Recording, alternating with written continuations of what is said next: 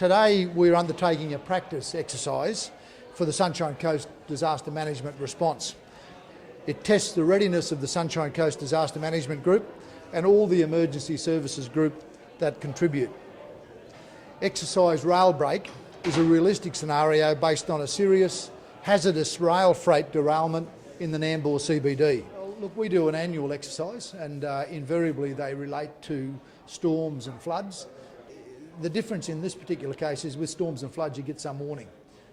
There's an expectation that it's coming, it's a cyclone coming down the coast or it's a big east coast low offshore that we can prepare for.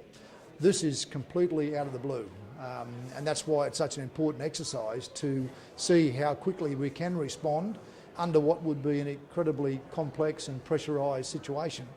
And clearly that's what we've got so many people here today working exactly on that exercise. Until you undertake the exercise, the expectation of what might occur and the reality of what occurs are sometimes two different things. So I've no doubt that we'll be back to the drawing board as a consequence of today to ensure that any areas where we feel improvements required, we can address those. Hopefully we'll never see such a major event such as a train derailment and a chemical fire, but you never know what might happen in our community. So this event's different to our storms. We're trying to test how would we respond in such an event, how effectively do we look after community and public safety.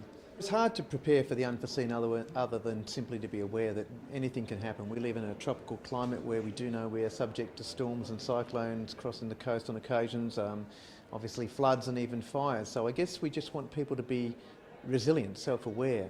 Part of the Get Ready campaign, which the state government is progressing, that we're very much signed up to, is about letting people know that they do need to be aware and prepared for any sort of event that might happen.